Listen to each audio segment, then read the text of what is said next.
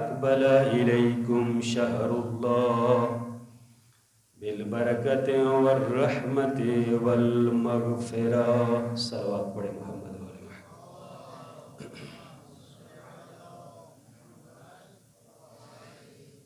اوصیکم ونفسی بتقوی اللہ.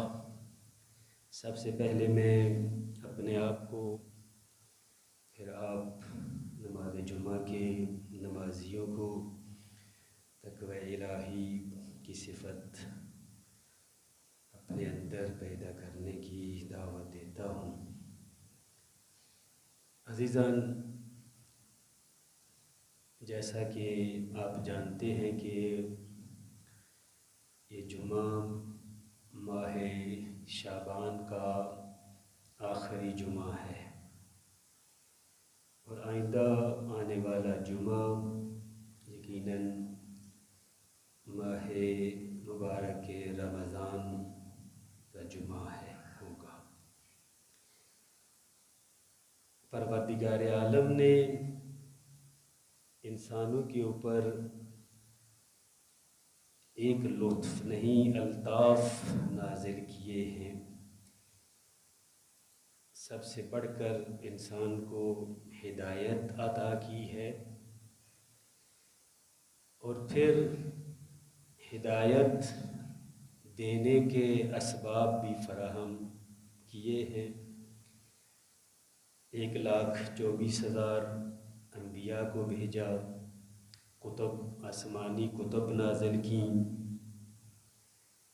کچھ ایام اور کچھ مقامات ایسے معین کیے کہ جن ایام میں، جن مہینوں میں، جن مقامات پر انسان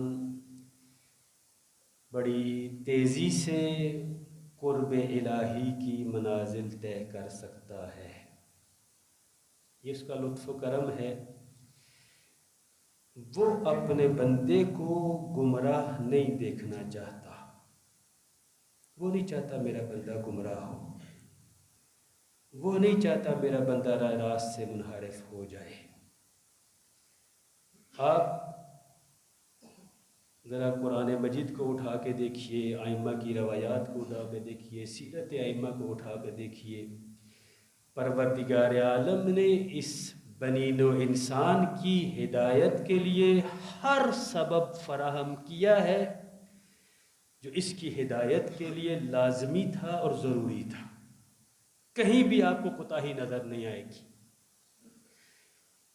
اگر انسان مثلا ذہن میں آتا ہمارے لیے کوئی آئیڈیل ہونا چاہیے تھا، کوئی نمونہ عمل ہونا چاہیے تھا، اللہ تعالیٰ نے ایسے ایسے نمونہ عمل اور آئیڈیل ہستیاں بنا کر بھیجی کائنات میں جن کی مثال نہیں ملتی. کس لیے؟ کہ ان کو دیکھتے جاؤ، یہ تمہارے لیے آئینہ ہے. اس آئینے میں اپنے آپ کو دیکھتے جاؤ، تم کہاں پہ فٹ ہوتے ہو، تم نے اپنی کیسی زندگی بسر کرنی ہے. اللہ تعالیٰ نے ہمارے لیے اتنی ہماری ہدایت عزیز تھی، عظیم ترین ہستیوں کو نازل کیا اس انسان کی ہدایت کے لیے. پھر آسمانی کتب نازل کی. قرآن مجید انسان کی ہدایت کے تعلیمات سے چھلک رہی ہے کہ یہ کتاب، انبیاء کی تعلیمات ہدایت انسان کے لیے چھلک رہی ہیں. گویا کہ پروردگار عالم چاہتا یہ ہے کہ یہ انسان کبھی بھی گمراہی کے راستے پہ نہ چلے. اچھا، اس طرف سے اختیار بھی انسان کو دیا ہے، مجبور بھی نہیں کرتا. انسان کو مختار بھی بنایا ہے کہ تو نے خود اپنی انا ہدیناہ السبیل اما شاکرا و اما کفورا، میں نے تجھے زبردستی کسی راستے پہ گامزن نہیں کرنا، میں نے تمہیں راستہ دکھا دیا ہے. اب تیری مرضی ہے تو کفر کے راستے پہ چلتا ہے یا شکر کے راستے پہ چلتا ہے یا اس کی ہدایت کے راستے پہ چلتا ہے. اس نے کسر نہیں چھوڑی. لیکن یہ ساری کوشش کے بعد، سارے اسباب فراہم کرنے کے بعد آج آپ کے سامنے انسان کہاں کھڑا ہے، کس مقام پہ انسان کھڑا ہے کہ وہ چاہتا تو ہمیں گردن سے پکڑ کر راہ راست پہ لا سکتا تھا، ارادہ کرتا کہ ہر انسان مجبور ہو کر اسی راستے پہ، نہیں، اس نے کہا ایسا نہیں، میں نے تمہیں مختار پیدا کیا ہے، تمہیں راستہ دکھا دیا ہے، اب تیری مرضی ہے، تو اپنے نفس کی مان کر، اپنی خواہشات نفسانیہ پر عمل کر کے گمراہی کا راستہ اختیار کرتا ہے، یا نہیں، ان ہستیوں کو نمونہ عمل بنا کر اور عقل کے پیرو بن کر ہدایت کے راستے کو چوز کرتا ہے اور انتخاب کرتا ہے۔ اسی چیز کے مد نظر، پیش نظر، پروردگار عالم نے ماہ مبارک رمضان کو رکھا ہے کہ جو یقیناً ایک ہفتے کے بعد، ٹھیک ایک ہفتے کے بعد، جس کی طرف بلایا جا رہا ہے پیغمبر گرامی اسلام حضرت محمد مصطفیٰ صلی اللہ علیہ وآلہ وسلم نے، یہی ایام تھے، یا بعض نے روایات میں لکھا ہے کہ جمعے کا دن تھا، اس دن آپ نے، ماہ مبارک رمضان سے پہلے کوئی جمعہ تھا، اس دن آپ نے خطبہ دیا، بعض روایات میں ہے کہ نہیں، جمعے کا دن نہیں تھا، کوئی عام دن تھا جس میں پیغمبر گرامی اسلام اپنی امت کو ماہ مبارک رمضان کے فضائل اور مناقب بیان کرتے ہیں، اپنی امت کے سامنے متوجہ کر رہے ہیں پہلے آنے سے پہلے۔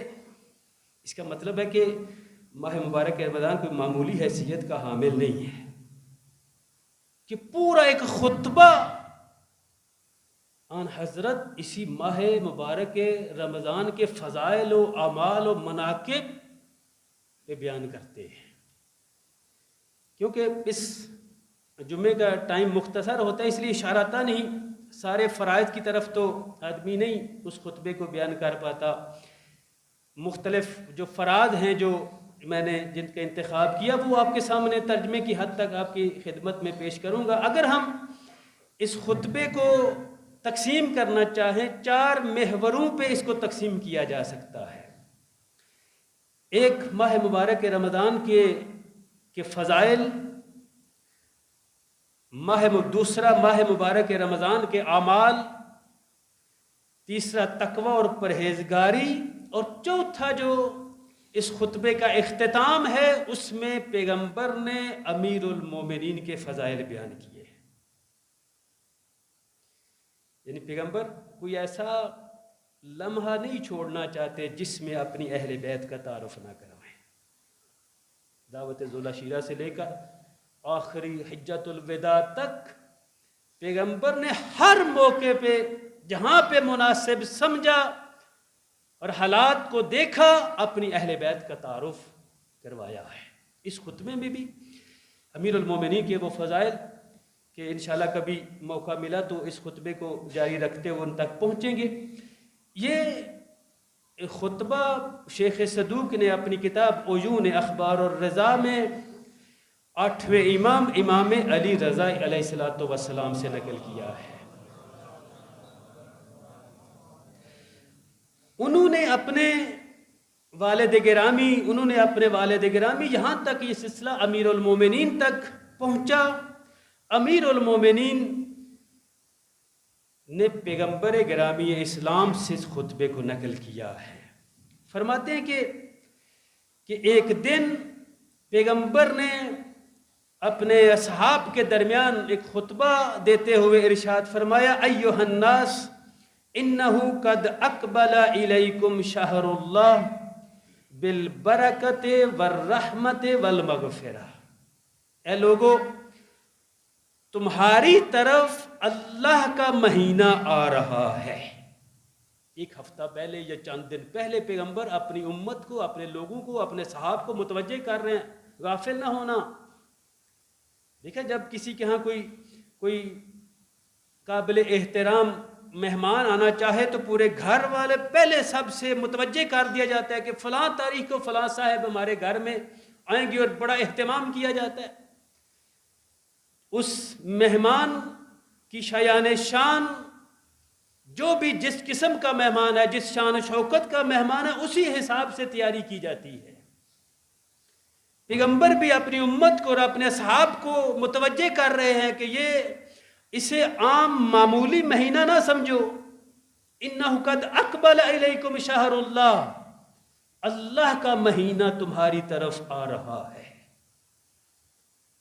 خالی نہیں آ رہا، دوسرے مہینوں کی طرح نہیں ہے۔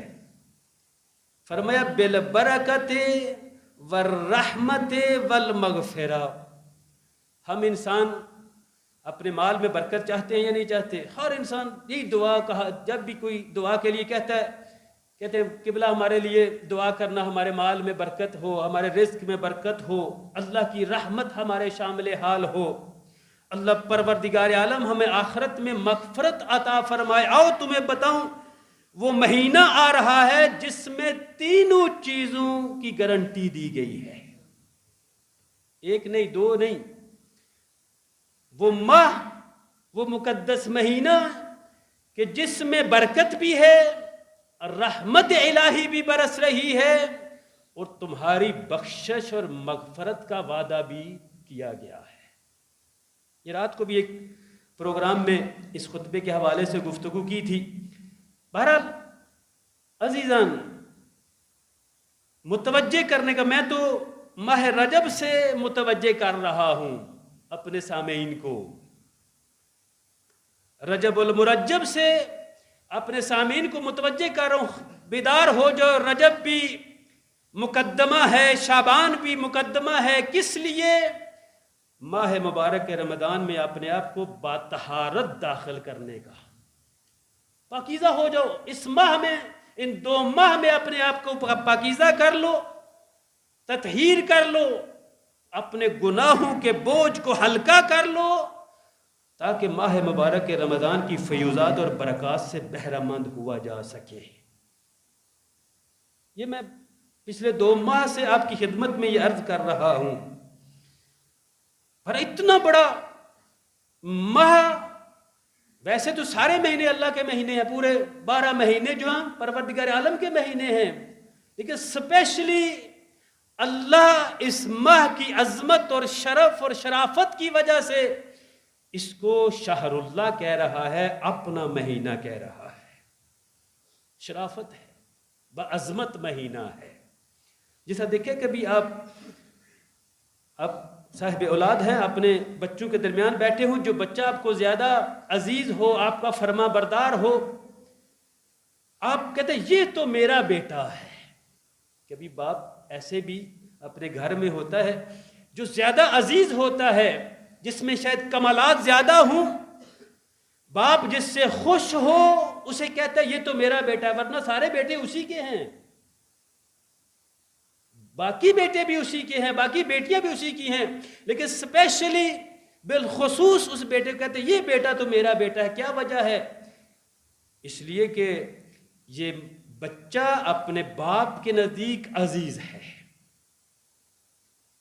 شرف رکھتا ہے، اس کی عزت پہ آنچ آنے نہیں دیتا، اس لیے اسے کہتے ہیں کہ یہ میرا بچہ ہے۔ پروردگار عالم ان 12 مہینوں میں ماہ مبارک رمضان جب آتا ہے تو فرمایا شہر اللہ ہے، یہ کسی اور کا مہینہ نہیں ہے، یہ میں اللہ کا مہینہ ہے۔ پھر فرمایا شہر هو عند اللہ افضل الشہور وایامہ افضل الایام ولیالیہ افضل اللیالی وساعاتہ افضل الساعات۔ متوجہ رہنا، وہ مہینہ آ رہا ہے جس ماہ، جو مہینہ تمام مہینوں سے افضل ہے، جس کے ایام باقی مہینوں کے ایام سے افضل ہیں، جس کی راتیں باقی مہینوں کی راتوں سے افضل ہیں، اور جس کے لمحات، یا کیوں سیکنڈ، ساعات یعنی سیکنڈ، جس کے لمحات باقی دنوں کے لمحات سے افضل ہیں، وہ مہینہ تمہاری طرف آ رہا ہے۔ اب ہمیں سوچیں جی کیسے اس میں داخل ہونا ہے، کس طرح اس کی رحمت اور برکت کو سمیٹنا ہے، یہ ہم پہ ڈیپینڈ کرتا ہے۔ اس نے ہمارے لیے دروازہ کھول دیا ہے، اس نے رحمت کا دروازہ کھول دیا، اس نے مغفرت کا دروازہ کھول دیا ہے۔ یہ مجھ پہ ڈیپینڈ کرتا ہے منحصر ہے، میں کیسے اس رب کے کھلے ہوئے دروازے میں استفادہ کر سکتا ہوں یا نہیں۔ وَدُعِيتُمْ فِيهِ إِلَى ضِيَافَةِ اللَّهِ وَجُعِلْتُمْ فِيهِ مِنْ أَهْلِ كَرَامَةِ اللَّهِ۔ خوش قسمت ہو، خوش قسمت ہو جو ماہ مبارک رمضان کو پا رہے ہو۔ کیوں؟ فرمایا یہ وہ مہینہ ہے جس میں تم مہمان ہو، میزبان ذات پروردگار ہے۔ تم مہمان ہو، تم نے مہمان بن کے اس مہینے میں آنا ہے، داخل ہونا ہے، اور پروردگار عالم تمہارا میزبان ہے، اس نے تمہارے لیے دسترخوان بچھایا ہوا ہے۔ اور اس سے بہرہ مند ہوں، اس ماہ مبارک رمضان کے دسترخوان جو اللہ نے تمہارے لیے بچھایا ہے، مہمان بنایا ہے تمہیں۔ اور آپ کو معلوم ہے کہ جو صاحب کرم ہوتا ہے، جو کریم میزبان ہو، وہ اپنے مہمان کی ساری ضروریات کا خیال رکھتا ہے۔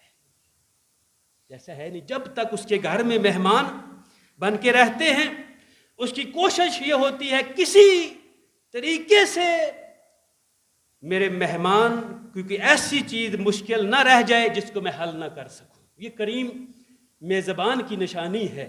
سب اس ذات کبریا سے بڑھ کر کون کریم ہے؟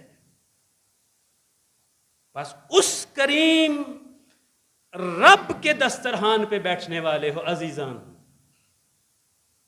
اس کے مہینے میں داخل ہونے لگے ہو۔ اسی لیے اس ذات کبریا نے اپنے مہمان کے لیے ہر ضرورت کا خیال رکھا ہے۔ فرمایا میرے مہمان کا پہلا کام میں اس کے ساتھ یہ کروں گا، انفاسکم فیہ تسبیح، اگر وہ اس ماہ مبارک رمضان میں روزہ رکھ کر سانس لے گا، یہ سانس نہیں ہے، تسبیح پروردگار بن جائے گی۔ یہ پھر سانس نہیں ہے، معمولی سانس نہیں ہے جو ہم بے اختیار غیر ارادی طور پر، غیر اختیاری طور پر جو انسان لیتا ہے۔ کسی اور مہینے میں یہ تسبیح پروردگار نہیں ہے، یہ تسبیح پروردگار ہے اس رحمت الہی کے دسترخوان کے بیٹھنے کے نتیجے میں، وہ جو اللہ نے تمہارے لیے دسترخوان پہ۔ وَأَنفَاسُكُمْ فِيهِ تَسْبِيحٌ، اس ماہ میں تمہارا سانس لینا تسبیح پروردگار ہے۔ وَالنَّوْمُكُمْ فِيهِ عِبَادَةٌ، اور اگر تم روزہ رکھ کر ٹائم پہ عبادت کر کے اپنے دیگر امور، واجب امور کو، مستحب امور کو انجام دینے کے بعد استراحت کرنا چاہتے ہو، آرام کرنا چاہتے ہو، میرا اللہ تمہارے اس آرام کو بھی اپنی عبادت بنا دے گا۔ ایسا نہیں ہے کہ اس سے غلط مطلب نہ لینا کہ روزہ رکھ کے آدمی سحری کے ٹائم سوئے اور عین افطاری کے ٹائم اٹھے اور یہ کہے کہ پھر اب کیونکہ سونا بھی عبادت ہے لہذا میں سو جاتا ہوں، کوئی کام نہیں کرتا، بچوں کی ضروریات پورا نہیں کرتا، اول وقت پہ نماز ادا نہیں کرتا، تلاوت قرآن نہیں کرتا، باقی امور انجام نہیں دیتا، بس سونا ہے۔ کیوں؟ کیونکہ پیغمبر نے فرمایا نومکم فیہ عبادہ، اس میں تمہارا سونا بھی عبادت ہے۔ یہ معقول نہیں ہے۔ نومکم، اس وقت تمہاری نیند اس ماہ میں عبادت ہے جب باقی سارے فرائض دے کر اب استراحت کرنا چاہتے ہو، تو اللہ نے تمہارے اس آرام کو، اس استراحت کو کہا یہ عبادت پروردگار ہے۔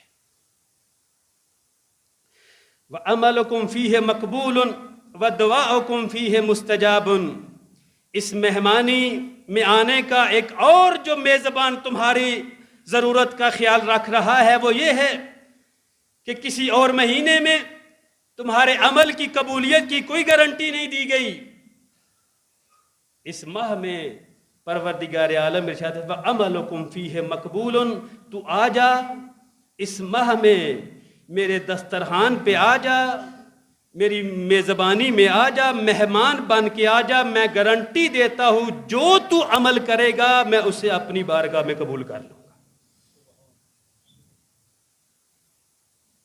اس سے بڑھ کر کیا چاہیے جی؟ یہی ہمیں خدشہ ہوتا ہے نا، نماز پڑھتے ایک شک ہوتا ہے، نہیں معلوم قبول ہوئی ہے یا نہیں ہوئی، روزہ رکھتے ہیں نہیں معلوم قبول ہوا یا نہیں ہوا، تلاوت قرآن کرتے ہیں نہیں معلوم قبول ہوئی ہے یا نہیں ہوئی، ہزاروں آفات موجود ہیں۔ ایک عمل کی قبولیت کے لیے ہزاروں آفات ہیں جو اس عمل کو قبول نہیں ہونے دیتی۔ آؤ تیرا رب پکار رہا ہے، بلا رہا ہے، آؤ اس کے دسترخوان پہ بیٹھ جاؤ، ماہ مبارک رمضان میں داخل ہو جاؤ، تمہیں تمہارے اعمال کی قبولیت کی گارنٹی دے رہا ہے۔ وَدُعَاؤُكُمْ فِيهِ مُسْتَجَابٌ، دعا کو قبول کروانا چاہتے ہو ماہ مبارک رمضان میں اپنے رب سے دعا کرو۔ ایھا الناس من فطر منکم صائما مؤمنا فی ھذا الشہر کان لہ بذلک عند اللہ عتق نسمہ ومغفرۃ لما مضی من ذنوبہ۔ پھر پیغمبر نے فرمایا، اے لوگو، جو شخص اس ماہ میں کسی ایک مومن کا روزہ افطار کروائے، ایک مومن کا، کتنا بڑا ثواب ہے۔ فرمایا اس کے دو ترجمے کیے گئے ہیں، عتق و نسمہ، ایک ہے جہنم کی آگ سے نجات، اسے ثواب عطا ہوگا ایک روزے کی افطاری کے بدلے میں، اور دوسرا ترجمہ کیا کہ ایک غلام آزاد کرنے کا جتنا ثواب ہے ایک روزہ افطار کرنے کا اتنا ثواب ملے گا، کیونکہ ماہ مبارک رمضان میں اعمال کا ثواب دگنا ہو جاتا ہے۔ وَمَغْفِرَةٌ لِمَا مَضَى مِن ذُنُوبِهِ، اور تمہیں ایک اور پروردگار عالم اپنے مہمان کو خوشخبری دے رہا ہے، اس ماہ میں تمہارے سارے گزشتہ گناہ معاف کر دیے جائیں گے۔ فرمایا ایھا الناس ان ابواب الجنان فی الشہر مفتحہ فاسألوا ربکم اللہ یغلقھا علیکم۔ لوگو، اس ماہ میں تمہارے لیے جنت کے دروازے کھول دیے گئے ہیں، جنت کے دروازے کھل گئے۔ فرمایا پس اپنے رب سے یہ سوال کرو، یہ طلب کرو، کیا؟ اللہ یغلقھا علیکم، کہ تم اپنے اعمال کی وجہ سے ان جنت کے کھلے ہوئے دروازوں کو کہیں اپنے اوپر بند نہ کر دینا، اس نے کھولے ہیں، میں اپنے عمل سے اس کو اپنے اوپر دروازے کو بند نہ کر دوں۔ وَأَبْوَابَ النِّيرَانِ مُغَلَّقَةٌ، فرمایا جہنم کے دروازے بند کر دیے گئے ہیں، اب تو اسے آ کر کھول نہ دینا۔ اتنا بڑا بافضیلت مہینہ۔ پھر فرمایا فَإِنَّ الشَّقِيَّ مَنْ حُرِمَ غُفْرَانَ اللَّهِ فِي هَذَا الشَّهْرِ۔ فرمایا اس ماہ میں پتہ آپ کو بدبخت کون ہے؟ فرمایا اس ماہ میں، مغفرت والے مہینے میں، رحمت والے مہینے میں، برکت والے مہینے میں، بدبخت ہے وہ انسان جو ماہ مبارک رمضان گزر جائے اور مغفرت الہی سے محروم رہ جائے، وہ بدبخت ہے۔ بس آخری جملہ، قال امیر المومنین علیہ السلام فقمت فقلت، امیر المومنین فرماتے ہیں میں پیغمبر کی خدمت میں کھڑا ہوا اور عرض کیا، یا رسول اللہ ما افضل الاعمال، یا رسول اللہ اس ماہ میں سب سے افضل عمل کیا ہے، سب سے بہتر افضل کیا ہے، عمل کیا ہے؟ فقال یا ابا الحسن افضل الاعمال فی ھذا الشہر الورع عن محارم اللہ عز وجل، یا علی اس ماہ میں سب سے افضل عمل یہ ہے گناہوں سے اجتناب کرنا، سب سے افضل عمل، گناہ کے قریب نہ جاؤ۔